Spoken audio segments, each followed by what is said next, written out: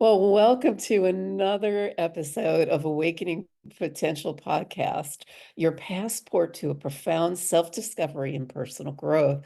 Join us on a riveting adventure every week as we unravel the extraordinary tales of ordinary individuals creating extraordinary lives.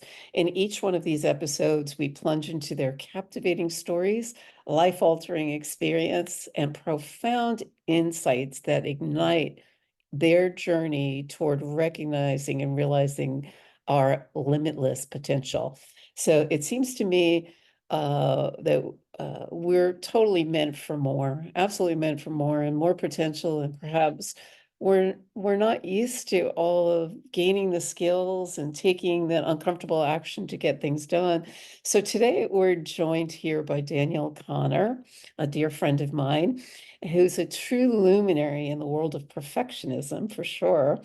And he's got his podcast, which I've been honored to be on, and I'm so grateful to have you on my new one. So thank you. His podcast is Game Changer Live. So definitely look him up, and it'll be in the show notes afterwards, all of his links. And he's going to share some valuable wisdom and life-changing moments as we begin to awaken your potential and embark on enlightening conversation. So welcome, Daniel, and thank you so Thank much you for your so valuable much. time and being here.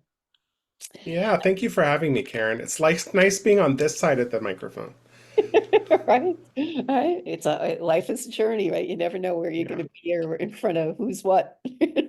So, yeah, I know right before we were getting on, we were talking about hero's journey, and I'm curious if maybe before we go into more in depth with that, because that's one of my jams as well, is hero and heroine's journey, because there's both. yeah. Um, want to share a little of yours and your experience and what got you on your path to be, do, and have where you are now presently.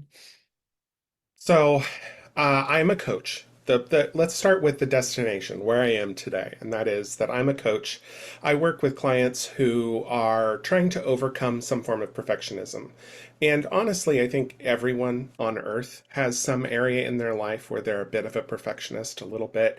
Um, they're a little bit precious with their time and their resources. They don't want to fail. They're trying to control the outcomes. They're trying to control how people see them. And I really work with people to be more conscious about that through kind of a cognitive behavioral model, to be aware of it so that you can control your own behaviors around those things, and to really get people to be more productive so that ultimately they're defining what success looks like in their life, and that each day they wake up to be the best person that they want to be. And that's really the journey that I've been on my whole life. I grew up in a very conservative cult. We weren't allowed to have friends outside of our church. We believed a bunch of weird things. We didn't celebrate Christmas or holidays. We celebrated different things. And I was taught nothing but shame in my life. And that, um, there were a lot of awakening moments in my life where I had to look at who I was and realize I didn't like where I am. I didn't like what I saw in the mirror, and I needed to change that. It was my responsibility and my privilege, really, to challenge that mindset, that thought point. And how I have gotten to where I am today really is was a journey, was the hero's journey. And every single time that I thought that I faced like my darkest moment, I had no idea what the future held. There was always a darker moment on the horizon that I didn't even know about. But the fact that I was able to get through them, the fact that I was able to challenge them, yes, I came out with scars. Yes, I came out with difficulties, things that I hold with me, trauma that I hold with me even till today. But those, let's call them weaknesses with quotation fingers. Those weaknesses are also strengths. Example, I'm a very sensitive person, but also with that sensitivity comes with a lot of empathy. I can touch and reach out and connect with the emotions of other people in a way that others might not be able to. Exactly. So, uh, recognizing those as strengths is another key part of my journey. Yeah, absolutely, absolutely, and I love that. And I know that you've got quite a few accomplishments in there, and what an amazing journey it's been, right? Because it's really about the becoming, who we're Yes. becoming, and the lessons that, for me, the lessons that we learn along the way. And I'm sure you have a number of lessons that you can share with the audience that got you through some of those times, and maybe, give some tips and tools that might, Yeah. you know. Yeah. So I could start really quickly with my favorite tool that I use with my clients, and that is truisms. Mhm. And that is that when you do learn a lesson in your life, or when you look back at a lesson that you had to learn maybe the hard way in your life, making sure that you've codified that lesson in something that you can carry forward. And most of the time, we do this. In fact, we carry along with us the codified knowledge of past generations as well. Things like a stitch in time saves nine, um, or all work and no play. Those are sayings or truisms that we believe in culture, but that they carry with us a life lesson. So let me share with you one of my very early truisms that I created for myself. I was in college, I was very depressed, and I called up my mom, and everyone goes through this. First of all, you go away to college, you're not prepared for the world, and then suddenly the world hits you in the face, and you have to figure out how to survive. I called my mom up on the weekend, and mom said, "How are you doing?" And I said, "I'm depressed." And she said, my mom, very kind, loving woman, she said, "Do your laundry." She didn't respond to the emotion. She didn't respond to anything else. She just told me I needed to do some chores. And the truth is, I had stopped taking care of myself, and that wasn't necessarily the cause of the depression. There were a lot of things, a lot of reasons that the depression was there. Sure. But it certainly wasn't helping things. And so the moment that I started to do this, I realized that I was gaining momentum in my life. And it became a lot easier. I did one load of laundry, I did two loads of laundry, I did three loads of laundry. Suddenly the kitchen was also being tidied up. My bed was made, my clothing was put away and folded for the first time since I probably moved into the dorm. And everything got easier. I started being able to do my homework. And that was that momentum. So, one of the truisms that I carry every day is to look at my list of reminders. And one of them at the very top of the list is always do your laundry. Um, and fast forward, I have multiple layers and layers of these truisms, some of them which no longer serve me and I've forgotten, but they all help me remember the lessons that I've learned to get here today, because we're always, one of the things about the hero's journey, right, is that you're always facing trials and tribulations. And usually, if you look at like a fictional story, the hero is oftentimes facing kind of similar problems, similar trials that they have to overcome. Mm. Uh, like Samwise in The Hobbit is always facing this problem of how does he uplift and support Frodo?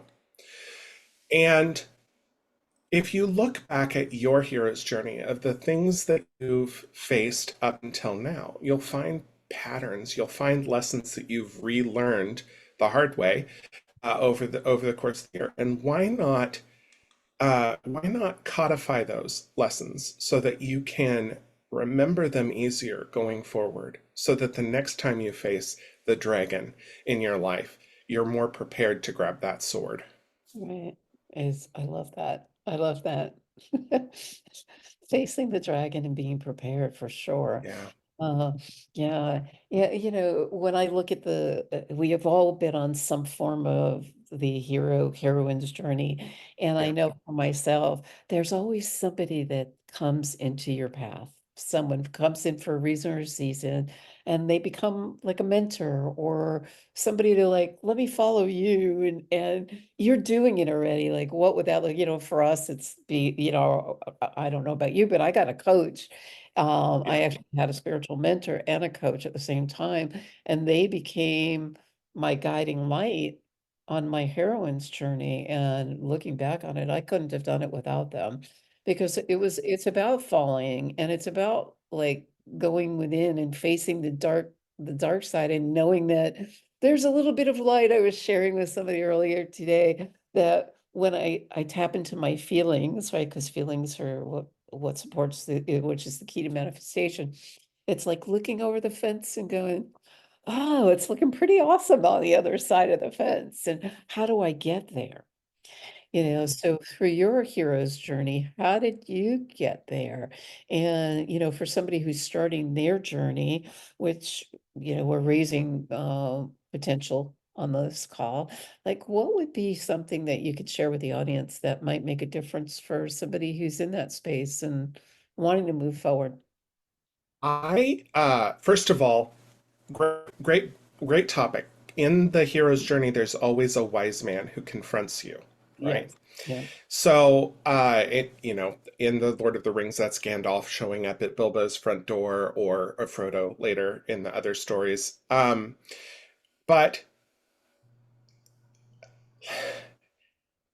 I think we should talk about the types of wise ones, the archetypes of wise ones that exist in modern society. Okay. We have mentors. Mentors have been there and done that, and they want you to follow their footsteps Mm, because the only way to get to their path is to walk their journey. exactly. There are um, counselors. Counselors have an idea. They're looking at you from a third perspective, and they can see the journey that you should be going on. So they're going to tell you how to get to the destination. But in modern society, we've created this new advisor group called Coach. And a coach, according to the international standards of what a coach looks like, a coach is not there to tell you their wisdom. A coach is there to help draw your wisdom out because no one is better at being you than you. Exactly. So, and I'm a firm believer of this. Yeah, me too. Whenever I'm working with my clients, yes, I do fulfill that role of wise counselor, but I'm doing it a very specific standard of what's their agenda. What do they want to do with their life? And what are their blind spots? And how can I fill in and support those blind spots? How can I create new awareness for them? Mhm. Because ultimately, Gandalf isn't the one who throws the ring into the volcano to defeat the big bad at the very end of the book. Right. The hero does. And in every hero's journey, it isn't the wise person who drives the story or who actually makes the thing happen. It's Exactly. always the hero. Mhm. If the hero didn't do the things that made them a hero, they wouldn't be the star of the story. The story wouldn't be told about them. Right. They would be the victim instead. Exactly. So I think that if I look back at my life and at the various different coaches and mentors and counselors that I've had a lot of those. I certainly feel like I did everything the hard way. Because I was always trying to do someone else's tools, someone else's tricks. I never really tried to be the best Daniel that I could be. I was always trying to be the best um, Steve or the best Eric or the best Karen Right. that I could be because they were the ones who were advising me and they were telling me how to walk their path. Yeah. And it wasn't until I became a coach and got my own coaches that I learned to be the very best version of myself. And that's very different than the journey that I was walking on before. Yeah, absolutely. It's so interesting you say that, because I had the same experience, and so much so after I got divorced, I had gone to a conference out in San Diego, and while I was there, I met Oprah's coach, and I Yeah. thought, dang, if it's good enough for Oprah, why not me? And I went, I don't know how I'm going to pay for it, but I am going to hire Oprah's coach, and she's going to make all the difference in my life because she did for Oprah. And she lived in California. I lived on the East Coast and here in Florida. And it was interesting because she was telling me what to do and how to do it and what was working for her people out in California. And thank goodness I had the intuitive nature and the wherewithal to say, stop, this isn't working for me, because this is, you know, Yeah. It's like, don't tell me, don't necessarily show me, but lift me to find that out within myself.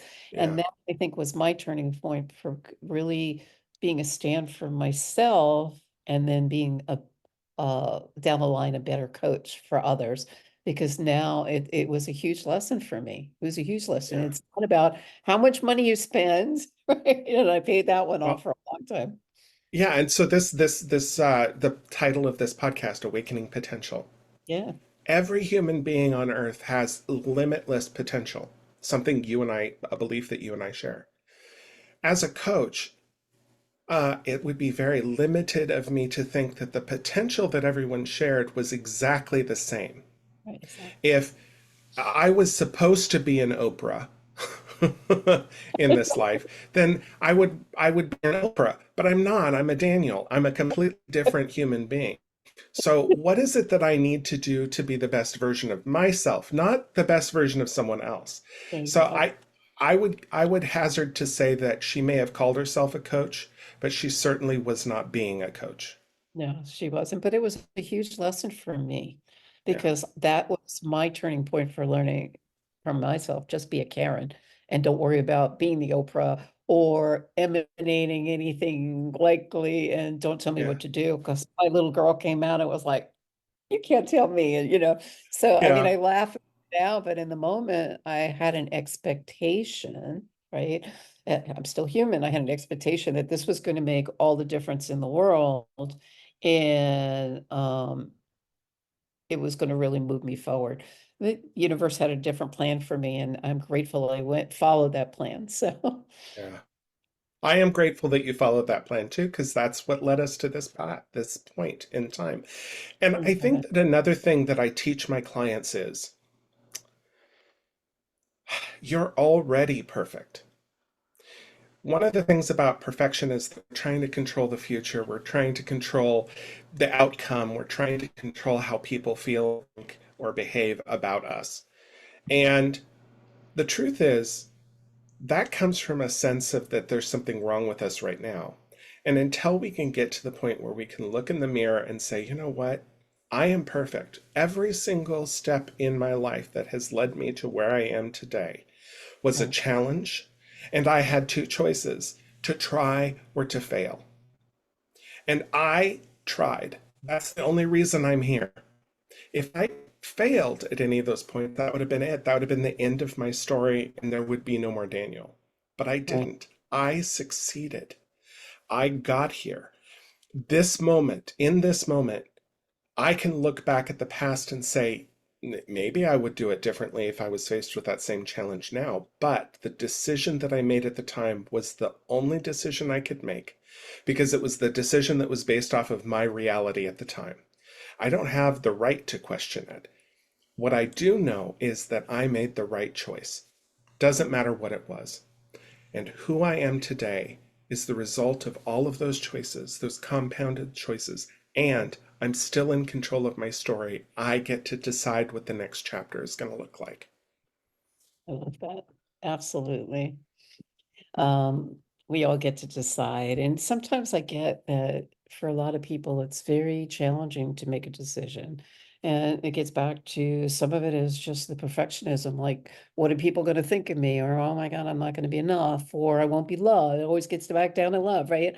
And what has been some of the things for yourself that you've, in your hero's journey, overcome to get to the point to where you are today? Let's talk about my show, starting my show. And this is something I think you can resonate with because you're starting your show Mhm. and you're on that path. You've done that journey. Yeah, When I was sitting down preparing to write my show, I was already conscious of the fact that I'm a perfectionist. It didn't stop those feelings coming up that I was going to make the wrong choices, that the show was going to fail, that people weren't going to listen to it, whatever. And I could have made the decision not to even try. A lot of people do this when they're faced with this kind of decision. They want to write a book. They decide they want to write a book. They may even sit down and write a few chapters of it, but then at some point they say, "Oh my gosh, I'm going to fail so hard. No one's going to read this. No one's going to want to edit or publish it. I'm going to have to figure out how to do all this other stuff. And so they stop. Yep. This is the hero's journey. This is the hero facing the trial and choosing to either take up the sword and learn a new skill that they've never done before and fight their fight, ultimately challenging the demon within, or they can push through and do it. And I have learned that the person that I want to read about is the person who pushes through and does it, even if they're not sure. Okay. And uh, learning learning to push yourself through those moments. First of all, it is learned. It's a learned behavior. It's a skill that you develop. It's uncomfortable, but it also requires a certain amount of discipline that everyone is capable of doing. Okay. And you just end up having to push the button. I've worked with a lot of clients. I had a client who wanted to start a house blog. She wanted to create a blog about her journey of renovating a new house or creating a new house, building a house from the ground up. And she had already bought the house and had already started on that journey. But she never started the blog. It was the whole point of the journey that she was on was that she really wanted this blog. Not that she really wanted this house. She already had a beautiful house. But she really wanted to do this process so that she could show other people how to do it. And Exactly. the thing that was holding her back was this fear that no one was ever going to read the blog. No one was ever going to like the blog or follow the blog or listen to her or think about the things that she was thinking about. And that became a self-fulfilling prophecy because she wasn't going to do it. She Exactly. had she had drafted the web page, she'd done everything except publish it to the internet so that everyone else could see it. Mhm. And we do this to ourselves all the time. We sabotage our journey so that we prevent ourselves from moving forward. And Exactly. ultimately, learning to just push that button. That's a huge that's the first step. That's Absolutely. the first step. Absolutely. I love that. As we come towards the end of our journey together today, and I know it's the first of many, so is there any words of wisdom you'd like to leave the audience with today? And then if you'll give us how to get in touch with you as well, which again will be in the show notes. So, um, Yeah. Yeah, absolutely. So I think that, based on what we talked about today, that you in the audience, you are on a journey. You've been on a journey this whole time. You've never really stopped, even when it felt like, oh, well, this is the final decision. I'm about to slay the boss. There's always another boss on the horizon. And the hardest part of the hero's journey oftentimes feels like it's the end, but it's really the beginning of taking that first step. The hero, oftentimes, when they get their mentor, is oftentimes faced with the call to action. And most of the time in a story, there's always a refusal to the call to action where we just hide or want to back off. But ultimately, if you want to be the best version of yourselves, learning to accept the call to adventure, learning to accept that next challenge and moving forward and taking that first step, that is really the hero's journey. Is That's what it's all about, because that's what's going to set you on the path to growing and gaining whatever it is that you need to survive. And then, in terms of how to connect with me, the best way to connect with me right now is through my website. It's connorscoaching.com. you're on mute. Oh, I don't know how that happened. Sorry. So that's Connor's Coaching, CONNERS coaching.com. And again, that'll be in the show notes from Karen. And you can book a free 30-minute consultation with me to see if coaching is right for you and if I'm the right coach for you, because that fit is also important. We could talk all about that. Absolutely. Daniel, thank you so much. It's been such an honor and a privilege. As always, I always enjoy getting together and connecting with you. Thank you for your valuable time and being here with us and all of your wonderful words of wisdom. Thank you, thank you, Thank thank you. you. Thank you so much for having me here. And thank you.